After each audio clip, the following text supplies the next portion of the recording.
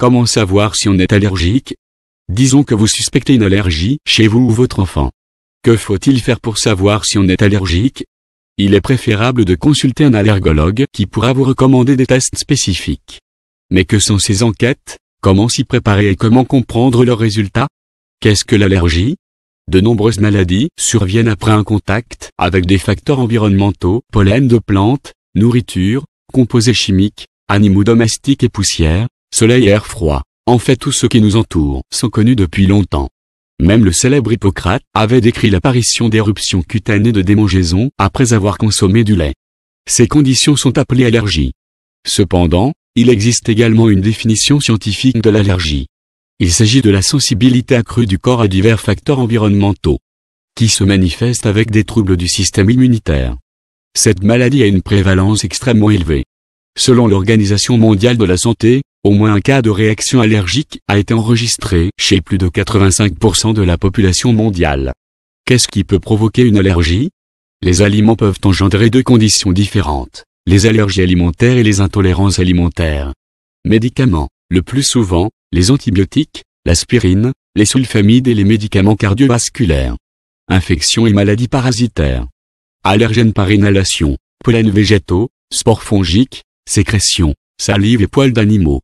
Poussières domestiques et microacariens, aérosols et composés chimiques volatiles. Stress et stress psycho-émotionnel accru. Les facteurs physiques, écrasement, frottement, température basse et élevée, rayonnement ultraviolet, vibrations, eau et bien plus encore. Quels sont les symptômes des allergies? Les allergies ont diverses formes en termes de manifestation, de gravité, de pronostic et de localisation. La manifestation la plus sévère de l'allergie est le choc anaphylactique, qui peut se développer en quelques minutes et se manifeste par une chute brutale de la tension artérielle, des convulsions, une suffocation, un édème et une perte de conscience.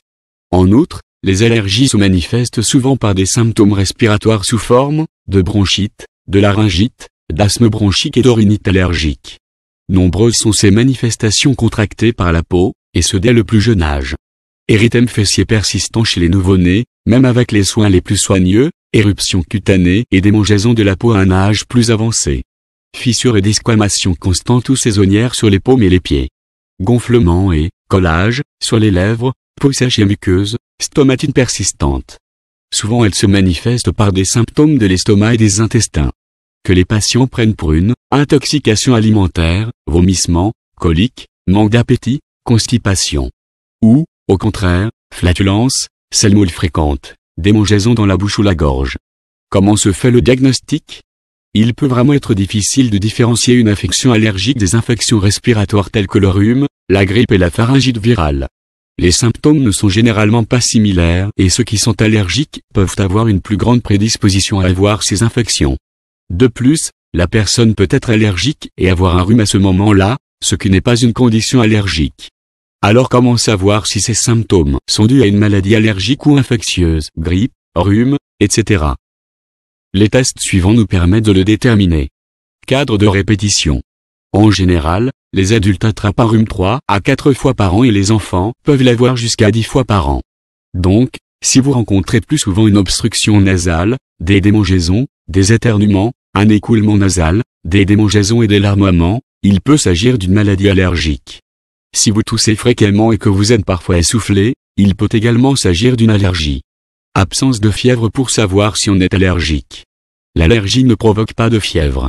Donc, si vous avez des symptômes nasaux comme une obstruction, un écoulement nasal, des éternuements et des malaises associés à de la fièvre, il doit s'agir d'un rhume. Si vous ressentez ces symptômes de manière récurrente et sans fièvre, il s'agit probablement d'une allergie. Parents allergiques pour savoir si on est allergique. L'allergie est une maladie héréditaire. Cela signifie que si l'un de vos parents est allergique, vous avez 50% de chances de l'être aussi.